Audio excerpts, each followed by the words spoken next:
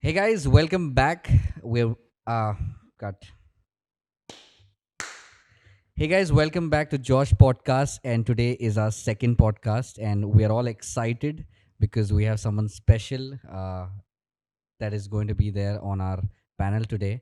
But before we start on with this podcast, I would like to thank all our viewers and people who have been watching us on Instagram, YouTube, and stuff. And we have Rushika is giving us a number. What's the number again? 1732 people who have viewed our Instagram reel. Thank you so much, and we'll be growing by that number. Also, Spotify. We're not in on Spotify, but we're gonna upload each and every audio on it.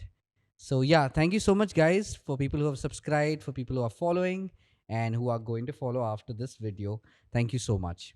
So today, before I start, let me just introduce this person who's going to be there with us on our podcast, and he is someone that a lot of people have told me that he should be your next guest because there is a lot of content and it goes into so much of depth that we can just keep on talking. The person is how do I say?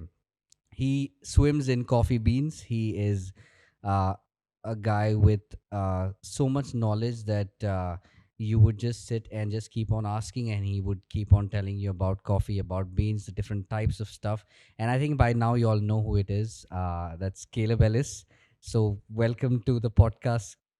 Thank you. Thank you so much for having me, Joshua. Thank you. Yeah, so he is a very known, renowned person, barista, senior barista in the coffee world, and he's also a SEA trainer. And there's only one in Mumbai, I believe. Yes. For now, I'm hoping that we'll have quite a lot of trainers and SCA certified or baristas that have SCA certifications here. Yes. How would you describe your journey from the start? When you began, maybe how did the idea come up where you thought like, I love coffee or I want to dive right into it? So for me, coffee has always been something that's been a part and parcel of every important conversation I've had, every fun time I've had with my friends has been over a cup of coffee. Important conversations, breakups, so many things Mm, have happened over a cup of coffee. CCD says a lot can happen over a cup of coffee, that's true. and for me, right from my young age, whenever I think my mom was the one who introduced me to coffee, and right from young age, it's been we had guests over, we'd have coffee. Um, there would be things, unpleasant things that would have happened at home. We would sit and have a cup of coffee and discuss about it. We've had so for me, coffee has always been kind of that friend that's always there with you, that doesn't necessarily have to speak, but you're really happy that he's standing there in that room. So that's coffee for me in a nutshell. Talking about my journey, I started looking into coffee as a business or as a trade when I realized that as somebody who is looking at developing younger people and helping the young generation to create a skill. I thought coffee is one of those things that can help, because coffee in itself is an amazing industry, and it's just growing. I mean, SCA, when we talked about SCA earlier, what does SCA mean? Specialty Coffee Association. So, what are they? They are like this governing body, and today India is at a really great place in terms of specialty coffee, and so we wanted to marry that trend along with helping youngsters from really hard backgrounds, often kids, and give them that skill of being a barista. Uh, but not just any barista. One of the reasons what SCA does is it helps standardize the level of barista training, or what a barista should know. And so our kids are trained, certified to a point that they can work in any specialty cafe anywhere in the world. So, wanting to be the best, Mm-hmm. and teaching our children that they should be the best and focus on being the best.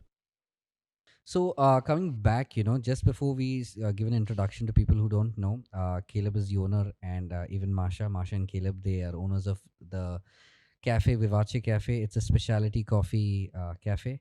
So, talking about making this coffee venture into a career, like, could you put some light? What made you, say, ki, I want to really make it my career rather than just, have an interest or a hobby or something where, people just normally have it in their side track and they're working something. So, what made you start off, like, made you, give a start to it in your career or go full fledged? Yeah, for me, so I really love and trust God, and I'm very spiritual that way, and I believe that not only that God opens the doors that we should walk through, but I'm pretty certain that God closes the doors that we shouldn't, be going through. And this was one of those paths that just seemed like a clear, straightforward path for me and Masha. And the moment we started walking on this path, the moment we started planning to have a cafe, the moment we started discussing to as to where we want to have the cafe, how we want to have the cafe, every single thing just fell into place. Even the name Vivace, you were there when we were Right, discussing about the right, name Vivace, and we were in this very famous coffee shop, and we were just sitting down, and within 30 seconds, the word Vivace came up. You were happy with it, Masha was happy with it, I was happy with it, and right. every single decision and every single part towards that has just been beautifully ordained. I feel, and I'm just enjoying walking in that journey right now. Yes. Hmm. Talking about, like, we're gonna get into it, in the next few minutes, but an advice to people who are starting off their career, like your journey, what is that one thing that, or probably few things that you feel that you faced while starting off, thinking about, okay, I want to start a cafe, what is the procedure or how do I go about it, like what are those main key things that one should keep in, Sure. Um, so it's a very very interesting story actually, and this is from um, the history of India.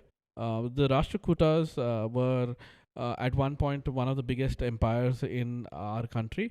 Very interestingly, the wife of the king at that time, she said, "I will not eat a morsel of food."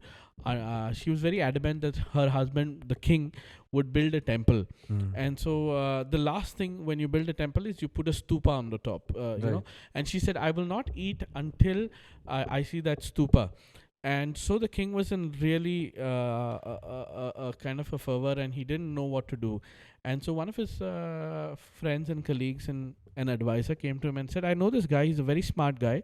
Let's talk to him and see what he thinks of." And he said, "Take care of the queen for 5 days, and what I will do is I will make sure she sees the stupa." So what he did was he went and he built the stupa first, on a really huge rock, Hmm. and after she saw that, she started eating, and then he built it from the top, Right. bottom, out of one big rock. So this is a true story, and I think for me that is what happened in my case. Is we set up the cafe, and then we were like, okay, now what do we do? You know, I had to make a lot of changes to my philosophy of how the cafe should run. I had to be open to understanding and listening to my customers. I was very adamant in the beginning that we will only serve coffee, Hmm. no food, no this. I mean, if you look at the design, there is no place that we've designed a kitchen per se. Um, I had to go back on my decision, and then realize that food also played a vital role, and so I had to learn, those things and stuff like that. So for somebody that is planning to open a cafe that has some time, I didn't have any time. I just decided, I dived into it, and then I had to learn on the go. I would say work with some of the top cafes in the country, travel, go visit different cafes, go see what works. India is a very unique business, a very unique demographic, um, I have customers here that come as families, Mm. three generations that come together, sing together, and I have customers here that come just to work, and I have to take care of both of them, and I have to make sure both of them are happy, and I won't be able to learn that unless I worked in cafes where, or one won't be able to learn that unless they has worked in cafes that are focused towards, let's say, a co-working space, because you pick up some things there that really help. As well as a family-based cafe, and work in different parts of the country, understand the needs of different people, especially when you set up a cafe in a melting pot like Bombay or in a city, you will have, people from Gujarat come in, people from Bengal come in, people that, and all of them will have slightly variant, let's say even coffee habits. South Indians, even today, they will ask me, "You have specialty coffee? Do you have filter coffee?" So, then I have to do specialty filter coffee, and then I have. North Indians that want that bitter coffee with a lot of sugar and a lot of milk, and so I have to um, realize, and that's something we all have to learn, is who are we serving. Mhm. So yeah, my advice to anyone who wants to start a cafe is take 2 years, 6 months, four different cafes, work and learn. Right. So the next question that I was going to ask you is probably something on the lines that you already spoke. But like in your journey from when you started off till where you've come, what are the few mistakes that you would want them to avoid when starting off a business or starting off a coffee shop or anything related to that? What are those things that you feel that they should definitely avoid, or you would suggest them to do it in a particular way? Um, in terms of avoiding mistakes, my first thing that I would say is work your finances properly. Make sure, we call it holding capacity. Mm. Make sure you have enough finances to run your cafe for at least 1.5 year to 2 years. You have enough money to pay rent, to pay salaries, to take care of overheads. Assume for 18 months you're not making a profit. You make a profit in the first 6 months, that's great, but be financially prepared to not. Um, a lot of places get shut down because they're not financially prepared for, that kind of a learning curve, and you learn a lot in the first 1 year. You start putting that to practice in the second year, so your first year is a lot of learning. So be financially prepared would be the first thing. Second thing, I would say again is, um, have a passion for what business you're doing, or invest in someone who has a passion for the business that you're doing. So either, if like for me, I love coffee, so I can take up any job, or I could be the barista, I could be the runner, I could be the busboy. I just love coffee, so I could do any of that, and I know how to do it. um, if I didn't know coffee and I still wanted to set up something like this, my first thing would be is to find somebody who has the same passion that I have towards business and he has towards coffee. He or she has towards coffee, and would be to invest in that person and have a relationship with that person, and then set up the business. So, two things. One would be, make sure you have that financial planning. Secondly, would be either you or your second in command needs to be extremely passionate about your business. Okay, so related to what you said and the next question, it's probably connected. The question that I'm gonna ask you is obviously about the atmosphere. What was the idea behind it? Mm-hmm. And also about what you just said, that have someone, if you love coffee, have someone help you invest in it, or Yeah. probably you invest in something that is so playing a role where you feel like do you think, is it something that you yourself would be able to do it, or obviously you need a team, so maybe I don't know, like you and Masha, right? Yes. So maybe some light on that Yeah, where. that makes complete sense. For example, the I have nothing to do with the vibe of the cafe. I mean, the vibe of the cafe is amazing. It's great, and all credit goes to Masha, Hmm. because all I told her was I wanted to be clean, I wanted to be beautiful, I wanted to be elegant, and I want people to, feel at home.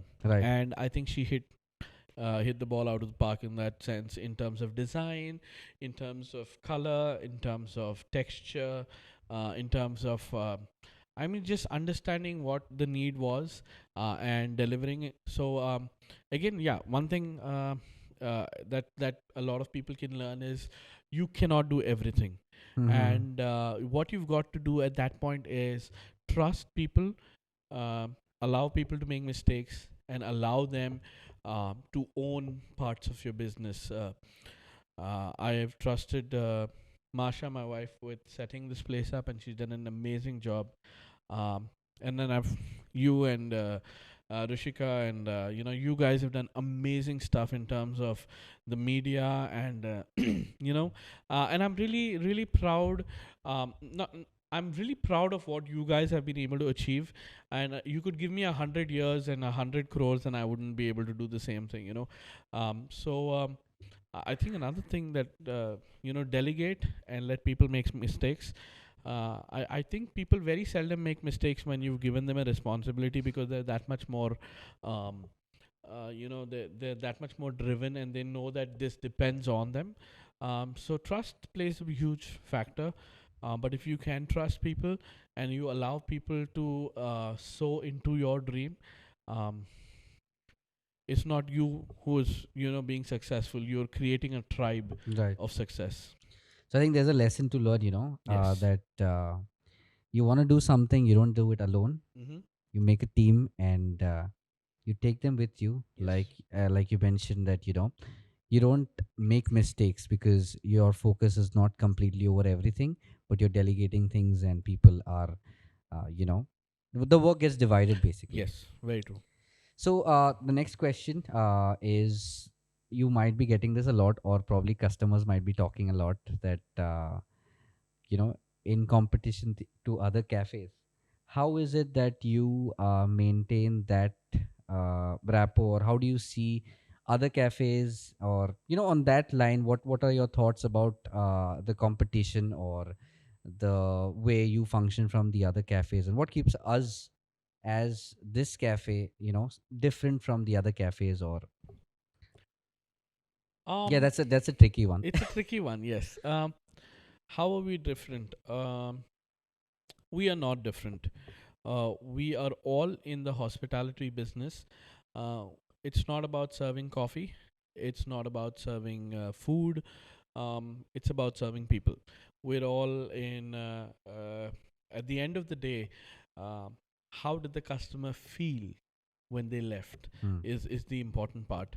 You know, uh, as far as Khargar is concerned, as an owner, I have actually met with a lot of our other cafe owners, and one of the things I've always told them is I'm more than happy to train their staff.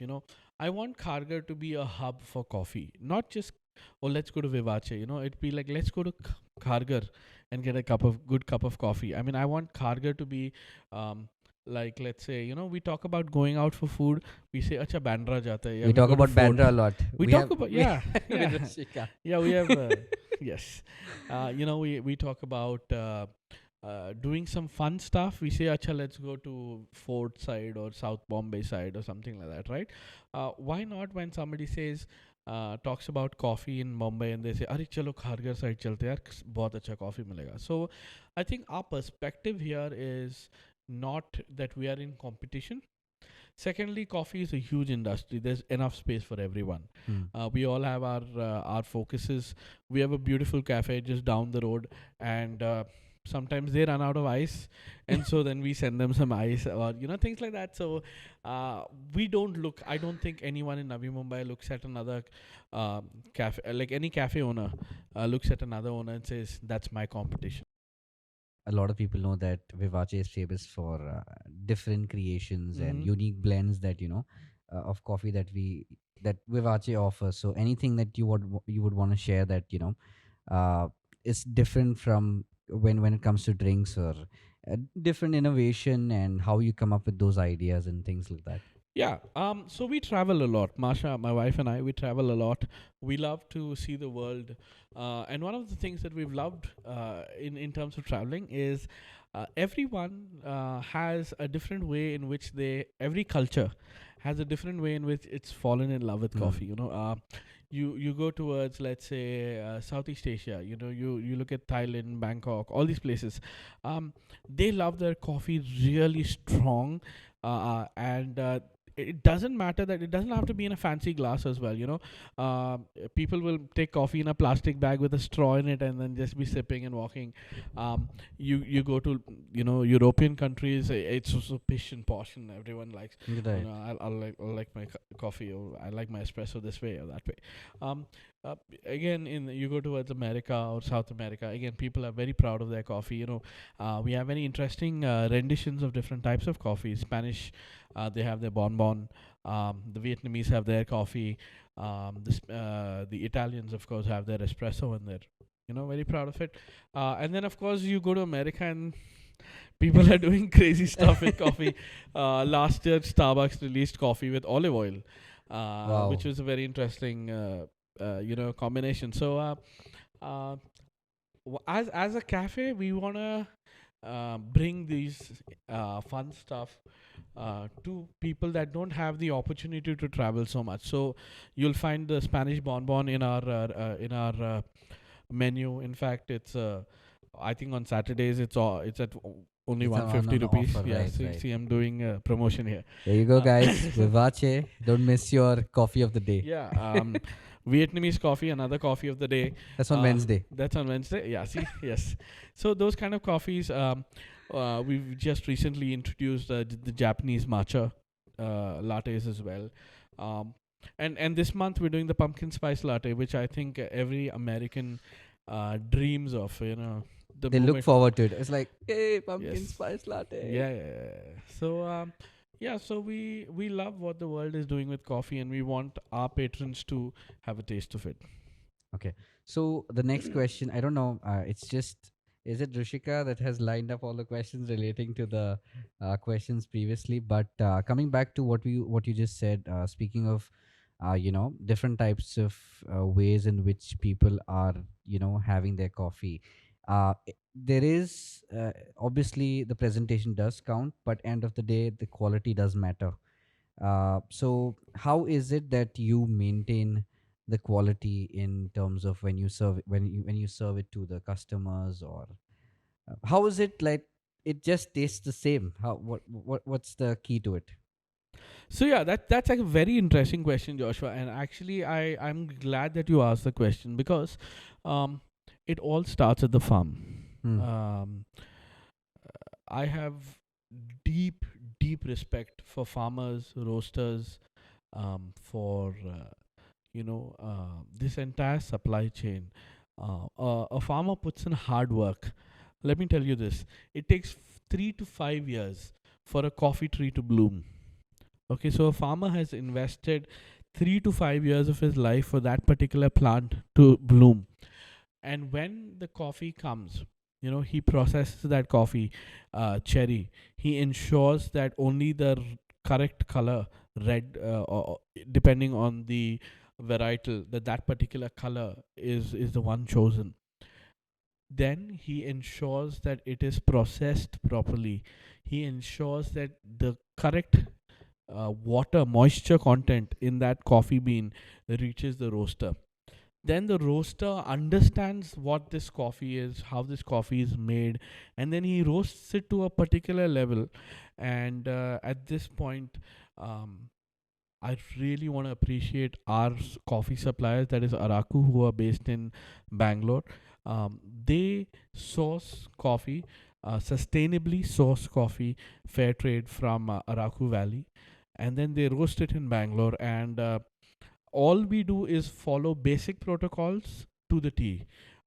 Something as simple as which cloth you use to wipe the portafilter, um, ensuring that that mesh on top of our coffee machine Mhm. is always clean, ensuring an even tamp, that we take care of the way the coffee is treated, because every single bean, uh, goes through at least 16 to 17 different hands before it reaches us. Wow. So we have to respect that coffee. And I think what I have been able to imbibe in my students, in my baristas, is that respect. So they treat every single gram of coffee with that respect. And when you respect something, that shines. Right. And the coffee's just been the hero of the story. Talking about where your beans come from, or things like your the community, or the business, the local partnerships that you have. How is it? How does it work, or what is it like? When you say local community, you're talking about the coffee community, or you're talking about the people around us? Like how what role do they play in your business, and how crucial is it? Everything. For me, the community is just everything, because I love people. I want people to come here. I want people to enjoy the coffee. I want people to understand coffee. Right. But more importantly, I want this place to be a place of peace, a place of joy, and a place of happiness. One of the things we do as a cafe is every morning at 11:15, no matter where we are, we all get on a conference call and we pray. And we pray that everyone coming into the cafe is blessed. We pray that people feel peace, find joy here. And one thing we've noticed is one sentence that I hear at least 5 times a day is, we love the vibe of your place. We Right. love, we just love how what's happening, or just what we feel in your cafe. And yeah, we've been blessed by having a beautiful community around us. We have amazing people around us. So many people that I want to take their names off, yeah, and that have stood with us. I have made some very, very good friends ever since I've started this business. Taking it more on a lighter note, let's talk about the events that happen in the Uh-huh. cafe, the music night, the open mics. Like how does it work around, and what is it like? So we have a very amazing, robust team. Rushika, Joshua, yourself, and I really love the way every single aspect of entertainment, while it is focused on. We have book clubs, we have open mics, we have jam nights, we have comedy. I think y'all do game night as well. We do game nights, and we also, recently we had a ventriloquist that Cuppings came. as well, right? And then, of course, we do cupping. So that's Yeah. more of the educational side. We do cupping. Rishika did mention We do it trainings. on Yes. our last podcast. Yeah, she did. Yeah. So yeah. So yes, we. So I think all of these things are kind of targeting towards people. Um, we do it for the people, but we also enjoy it. Music. We love music. I love music, and so it's fun to hear a bunch of people come together do music. We do poetry as well, and we have some amazing poets. I think today we had a shairi we had event. Yeah, in Itminan, Itminan. and Itminan. they did an amazing But job. sorry, but what does Itminan mean again? Okay, calm, is it? Itminan. Nice. Yeah, and that voice that you heard was Dinesh, Dinesh. and amazing poet himself. You have to hear some of his stuff, and we were just talking about, and that really excited me when Dinesh said, and when I talk about these things, it makes him feel like he has to quit his job. So I hope Dinesh's boss is not watching this, but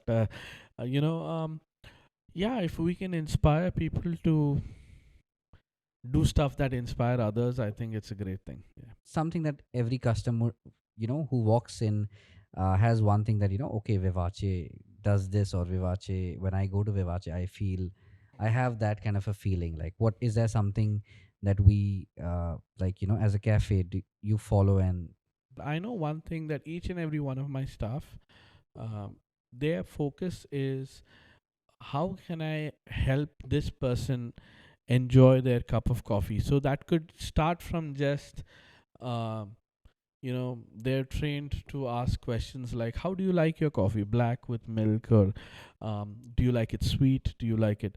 And just by asking a few questions to our customers, we're able to gauge what kind of coffee they would like or wouldn't like. And My staff has complete freedom to offer a drink free of cost if something that we've suggested is not what they like and they want something else.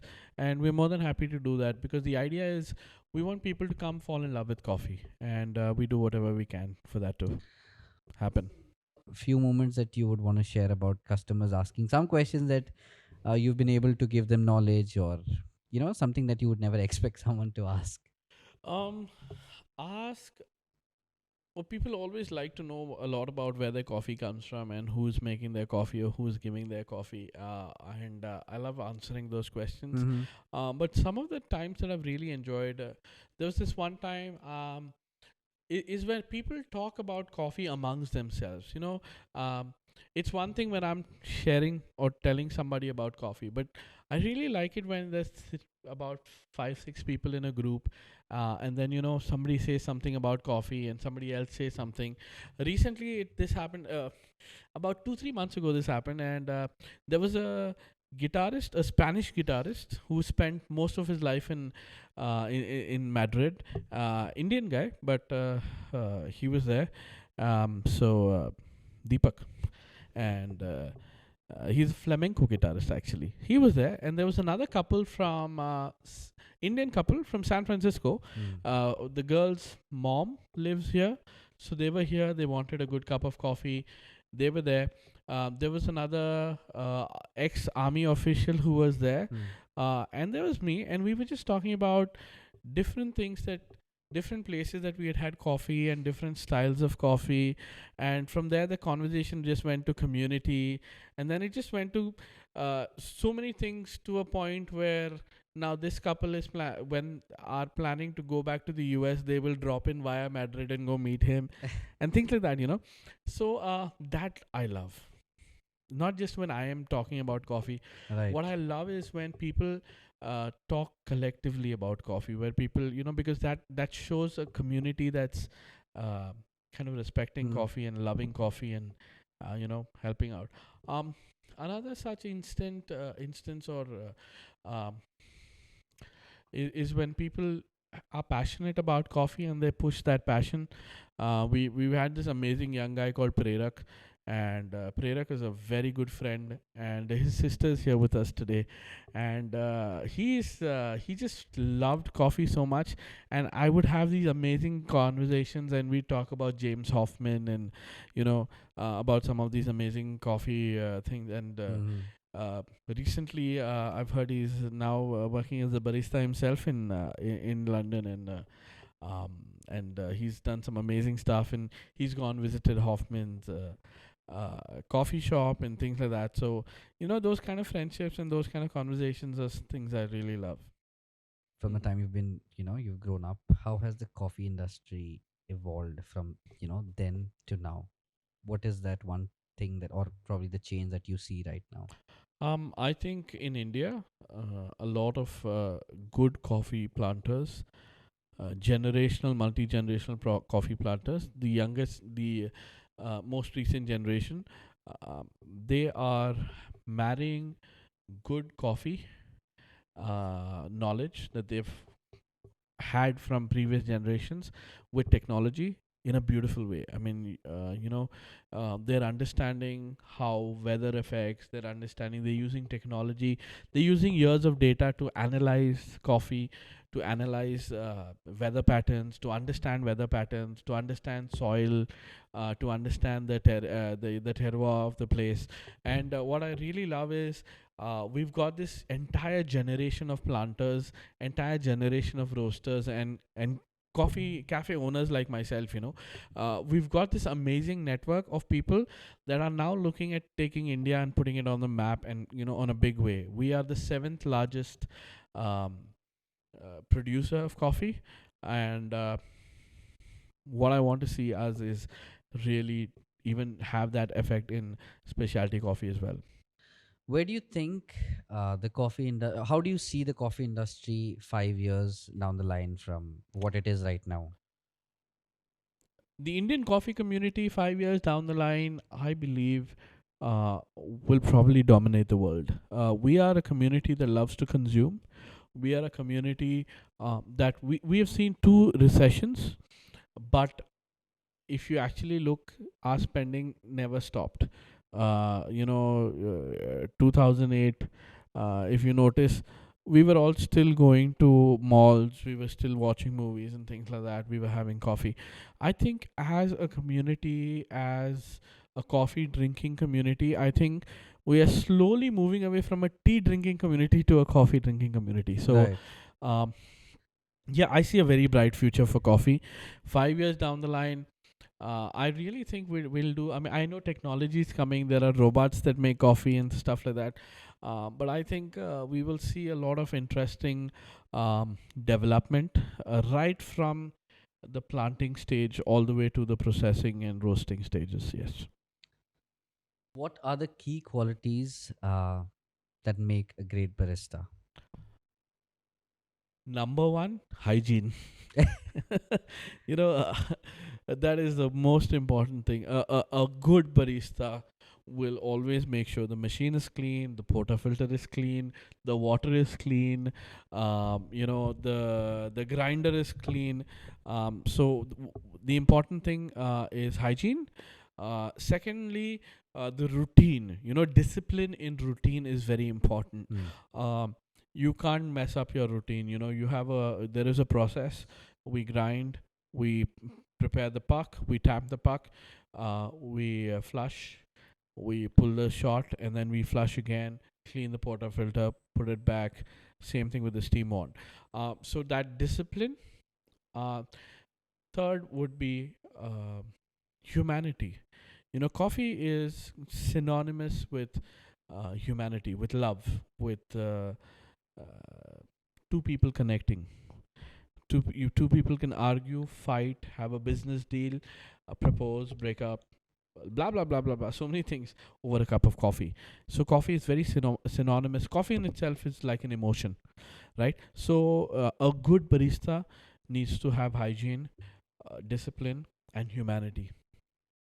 What made you get into the SEA training, get trained, and when was it that you realized that you had to do SEA? So SCA has been a very interesting journey for me. So Specialty Coffee Association (SCA) is actually this amazing body. It's a non-profit body. It used to be called SCAA, which is Specialty Coffee Association of America, and SCAE, which was Specialty Coffee Association of Europe. And these guys got together, and finally we have this one single. I don't want to say governing body, but I would say a strong body that supports the coffee community across the globe.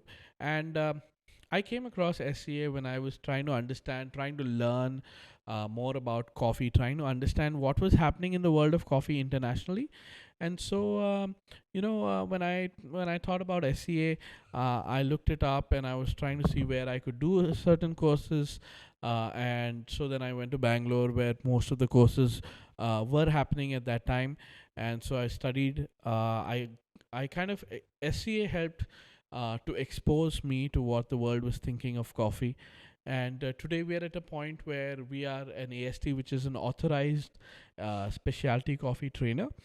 And what that means is we are licensed for the next 3 years to provide the same training, certification to people that are interested in coffee, interested in learning about coffee, and interested in being certified to a particular extent, saying that they understand the fundamentals of coffee. You train people to become baristas, and you use the SEA as you are a trainer yourself. So, how essential is it, or what would you say for a beginner? Like, what would you advise someone who wants to learn about coffee? Would you tell them to do the whole course, or how does it work? So SCA again, since it's a body that um, supports the coffee community, just like the coffee community, it has different focuses. You have green coffee.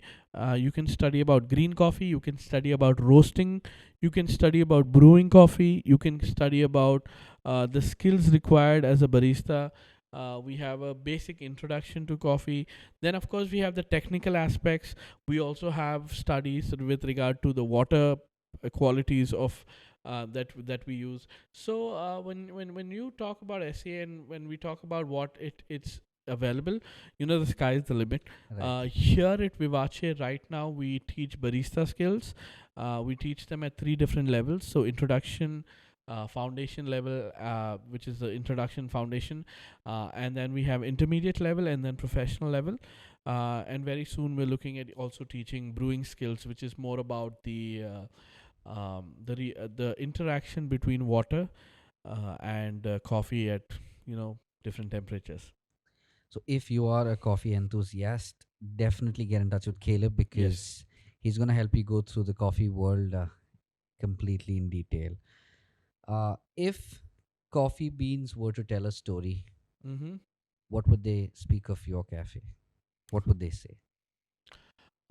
I hope that the coffee bean would be happy that it reached our cafe, respected here, treated well here, uh, cherished here, over some beautiful memories.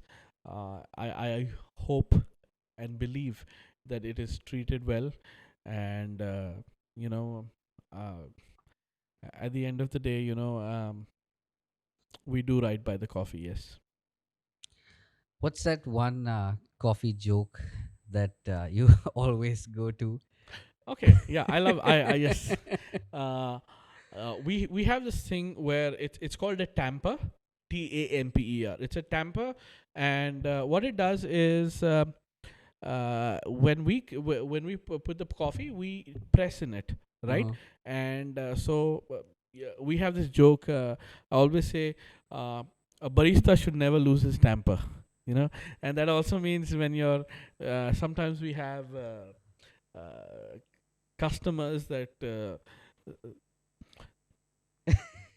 are a little hard to deal with, and so that's why whenever we have a customer like that, I always hold the tamper in my hand and say, hey, you know what, a barista should never lose his tamper. And that's something that we always laugh about. Yeah, as a barista, we come across different kinds of people. We come across people that say they don't they're looking after their health, so they want a black coffee, alternate milk, and everything. And when we serve them the coffee, they ask for 5 packets of sugar. So it's um, so yeah, the tamper joke is something that we really like. If you could describe coffee in 3 words, what would it be? You mean like a phrase or three different words? Anything that comes to your mind. What is coffee to you? Um. Okay. For me, coffee. The first word that comes would be romance. I think coffee is a very romantic thing. Mm. Secondly, for me, uh, coffee is opportunity. The coffee world has, the coffee business has allowed me to create opportunities for a lot of young men and women who have been able to create a source of income for their life, for their families. Thirdly, the word coffee, um, the word responsibility comes to mind. Um, the more I've dived into this world of coffee, the more I've realized how amazing this plant, this cherry, this seed is, and how much has to happen just for me to have that one single cup of coffee. So, yeah, responsibility, opportunity, and romance. So, how has your family been? What's the role that has helped you with your family in the same line when it comes to starting a business or something around the cafe? Or I think family is very important. Having you as my younger brother, with your amazing talents that you've brought to the table, family is for me your de facto team. Our mom has been a great help. She's an amazing counselor, and a lot of people here have come that have been troubled, and have found peace talking to her. My wife has been amazing in setting this place up, right. focusing on the minutest of details. When she walks in, no matter how hard me and our staff try, she will always find certain things that can be done better. And then you with your photography skills, with your social media skills and things like that. For me, I believe family. to have a family help you in your business is free employees. And no, no, we pay you. Okay, so let's clarify that. Free is but it's definitely so much more support, knowing that your family's got your back. Some of the life philosophies that you would implement in your work life, what, how would you like connect them? It's a very interesting question. For me, I'm a very strong believer in faith and in spiritual life. I believe God has a plan and a purpose for everyone. And for me, one thing I've really learned is, if God has given you a business, He will give you the clients. He will give you the customers. We have slow days, and it's very hard to go through the slow days, but we have great days as well. And Hmm. so, sometimes I have to remind myself that I don't worry on days where we've done great business. Why should I worry on days when we've not? So one perspective that I've learned, and that I'm applying in the cafe as well, is to look at things from a little bit more further behind. Look at the bigger picture in life. That is one of the philosophies that has really helped. Uh, Less stress, put less stress in my life. Secondly, I always believe that we have to treat everyone equally, with love, those below us, those above us. And so we have certain protocols that if I may, we always have lunch together. So if I'm in the cafe and the staff are having lunch, I have lunch with them. We always we hang out together. Me and the staff, we've gone to Muhammad Ali Road during Ramadan. We've gone to. We've had a couple of picnics now. Uh, my boys love water, so wherever we go, we make sure there's a swimming pool. They love food, so we have ensured that we do a lot of cooking and eating um, and things like that. So yeah, so the first thing that I said, was um, spirituality. The second thing is humility, basically, and third, a philosophy that that I personally imbibe is, or want to focus on, is I believe that if you take, somebody once said this. I think it was Craig Groeschel, he a leadership guru, and he said this: if you want to succeed, you ensure people around you succeed, you will automatically succeed. I keep telling my wife Masha this. I say, if I have a premature death or whatever, I would love for my uh, tombstone to say, on these shoulders great men stood. And that's that I want that to be my life philosophy. And so we train baristas here, and I want them to be some of the best in the world. And I want them to study here, but then go out and make an impact in the world. So yeah, that's. So before we conclude, do you want to say something to the coffee enthusiasts and the people watching and who love coffee, who are going to start loving, going to get into the coffee world? Anything that you would want to say before we um conclude? don't stop being in love with coffee. When you run a business, the money becomes a big factor. People's satisfaction becomes a big factor. Dealing with people, dealing with employees, dealing with government officials becomes a factor. There are so many things that happen that makes you forget why you're doing what you're doing. Always remind yourself, why you're doing what you're doing. If coffee is your passion and that's why you want to create a business, then make sure coffee is always center stage. Even to this day, every morning when I wake up, my wife wakes about 15 minutes to half an hour before me. And every morning when I wake up, she's already had a fresh brewed pot of coffee. And I always love to take a sip of her cup and be like, this is an amazing cup of coffee. And that's our become our morning ritual. And so don't forget that coffee is the passion, not making money, not running a business, not, there's a lot of things that will come and go in this entire journey, but love coffee and coffee will love you back. What's the next step that you're looking at? Maybe in our next podcast, we'll have you talk about something else that you already ventured in. So, what are the plans for Vivace for your career? And So as an owner and as a trainer, I believe in holistic growth. So what I want to do is very soon have our own roaster, so we can roast some great coffee here, and at the same time, I can teach our staff roasting, or I can teach them um, how to roast or how to make better coffee or process better coffee. So I think my focus would be that. My focus would be in the next couple of years is to grow this space so that I can train. Right now, I can train 5 at a time. I would love to train 15 students at a time. So I'd like a bigger place. I'd like that kind of business so that I can pay that many salaries. All our staff are paid salaries, not stipends, because they need to start taking care of their families immediately. So yeah, maybe opening a roaster, having a bigger space, making more money so that we can take train more kids. Maybe 5 years or a few years down the line, have 3-4 training centers spread across. So yeah, that's the goal. so, yeah, guys, that's Caleb Ellis, Vivace, and thank you so much, Caleb, for. Thank you so much for having me, Joshua. It's been a pleasure. And I think all of us have had a wonderful time, a lot of knowledge, and people who are viewing, Yes. they're also going to have a great time after they listen to this podcast.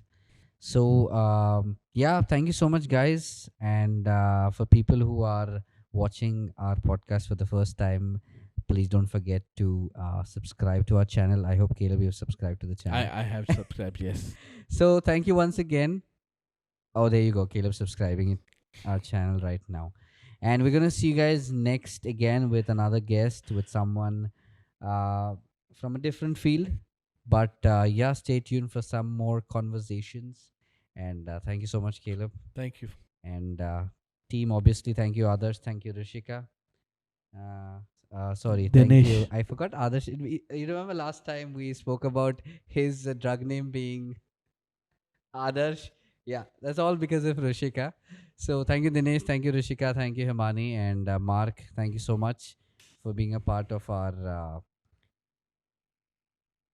podcast. Also, thank you so much, Vivace, for letting us host you. So, guys, if you're in Navi Mumbai, around Navi Mumbai, or if you like traveling, please do come to Vivace. And if you really like good coffee, please do visit. And Caleb is going to make if a they're coffee. your viewers, if they say that they've seen us on Josh podcast, we'll give them a 15% discount. Whoa, 15% discount, guys. Go and say I watched I watched George podcast and got a 15% discount. So yeah, we're gonna conclude today. And thank you so much, Caleb. And good night, good afternoon, good evening. Bye bye. Ba ba ba ba ba ba.